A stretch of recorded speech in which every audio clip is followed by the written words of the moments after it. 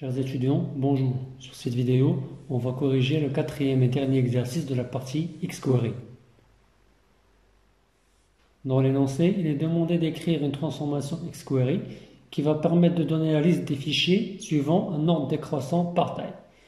Pour chaque fichier, il faudra afficher le nom et la taille entre parenthèses, exprimée avec l'unité de mesure la plus appropriée, octet, kilo-octet, mégaoctet, etc., suivant la taille du fichier. Et tout ça, ça va se faire à partir du document fichier.xml. On va aller sur Basics et la première chose qu'il faudra vérifier, c'est que le document fichier.xml est bien chargé. Donc c'est le cas. Donc là, on va résoudre le problème. Donc la première chose à faire, c'est de parcourir tous les fichiers du document. For f in doc fichier fichier. Et ensuite, pour résoudre le problème, on va créer en premier lieu un array qui va contenir la liste des tailles. Donc on va l'appeler par exemple liste. On va lui affecter la liste des tailles. Octet, kilo-octet, mégaoctet et gigaoctet.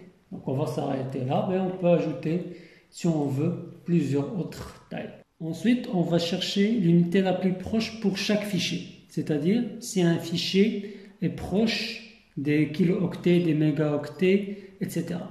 Pour ce faire, on va comparer la taille de chaque fichier à un octet, un kilo-octet, un mégaoctet et un gigaoctet. Et à chaque comparaison, on va retourner soit 1, soit 0. Et à la fin, on va avoir une séquence composée de 0 et de 1 pour laquelle on va calculer la somme. Alors, pour ce faire, on va créer une autre variable qu'on va appeler P et qui va recevoir la somme d'une séquence d'éléments. Cette séquence d'éléments, comme on a dit, ce sera des 0 et des 1. Alors, on va parcourir notre liste dans laquelle on a les différentes unités. Alors, for, par exemple, $i, in, on va mettre 0, 2, 3. Ensuite, on va mettre return, if, on va comparer la taille du fichier à 1000 à la puissance i. On va écrire data de $f slash @taille. On va tester si elle est supérieure à mat.pow 2000 et i. Donc là, on va calculer pour chaque valeur de i la puissance de 1000 par i.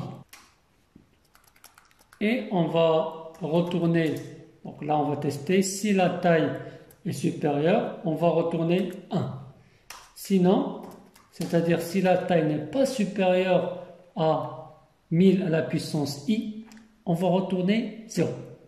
Donc à la fin, on va avoir une séquence composée de 0 et de 1 pour laquelle on va faire la somme et stocker dans la variable p, qui va être la position, qui va retourner la position qui correspond à l'unité la plus proche de la taille du fichier.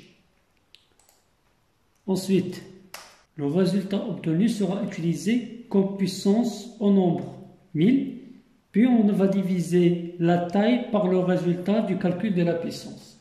On va écrire return, parce que là, le premier return, il rejoint le for. Pour le deuxième return, c'est pour l'expression flower générale. Donc on va retourner le nom du fichier. Donc on va mettre data $f slash @nom. On va concaténer avec un espace, une parenthèse ouvrante, puis on va concaténer avec la taille qu'on va calculer. Alors, la taille, on va la calculer en divisant la taille du fichier, c'est-à-dire ça,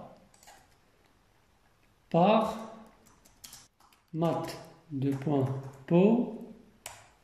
de 1000 à la puissance $P, ce qu'on a calculé ici. C'est-à-dire, si par exemple la taille de notre fichier est inférieure à 1 kilooctet, donc là, ça va retourner une séquence dont la somme est 1. Donc là, on va devoir diviser la taille sur 1000 à la puissance 1. Et là, puisque c'est les octets, normalement, on doit garder la même valeur. Donc on doit diviser sur 1 et non pas sur 1000. Donc là, ce qu'on va faire, c'est qu'on va soustraire 1 de la position. Comme ça, si la taille est inférieure à 1 kilooctet, il va diviser sur 1000 à la puissance 0, qui va nous donner 1. Si la taille est inférieure à 1 méga, il va diviser sur 1000 à la puissance 1. S'il est inférieur au giga, ça va diviser à 1000 à la puissance 2, et ainsi de suite. Par la suite, on va concaténer avec une autre parenthèse de fermeture. Et on va tester tout ça. Donc là, comme vous le voyez, il nous a retourné le résultat pour chaque fichier. Là, on a oublié l'unité, on va l'ajouter. On va concaténer avec array de points get. Notre array, c'est list. Et on va récupérer l'élément qui se trouve à la position P. Et on va concaténer avec la parenthèse de fermeture. Si on exécute, donc là, comme vous le voyez, il a ajouté l'unité de mesure appropriée pour chaque fichier. Par exemple, log.text, il a gardé l'unité octet. cv.pdf, la taille elle est en mégaoctet. Le fichier, par exemple, joker.avi, la taille est en gigaoctet. Et ainsi de suite.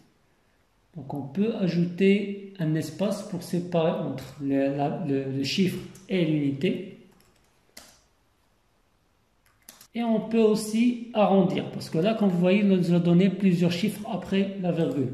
On peut arrondir avec la fonction round.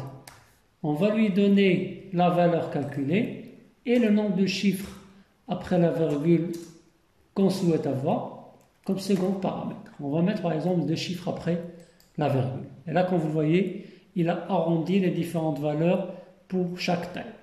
Ensuite, on a besoin aussi d'avoir la liste triée par ordre de taille, avec un ordre qui est descendant.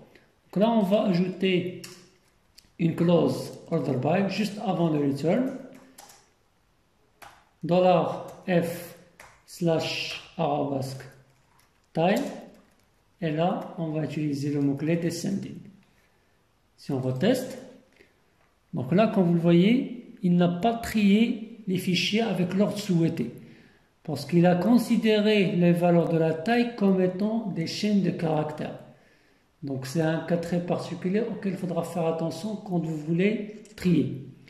Alors, si vous voulez résoudre le problème, il suffit de faire un cast xs integer et vous donnez comme paramètre la taille. Si on reteste, là il va trier la liste de nos fichiers suivant la taille. Donc le fichier joker.avi c'est le plus grand et le fichier log.txt est le plus petit. Enfin, on a oublié un cas très particulier, celui pour lequel la taille du fichier est égale à exactement la taille d'une unité de mesure. Par exemple, si le fichier possède une taille qui est égale à 1000 octets, qui est exactement 1 kilooctet. Donc là, avec le traitement qu'on a effectué, il va le classer parmi les fichiers dans l'unité et les octets. Donc pour ce faire, il suffit d'ajouter ici égal pour faire le test comme quoi la taille elle est supérieure ou égale à 1000 à la puissance i pour contourner le problème. C'est tout pour cet exercice. Bon courage.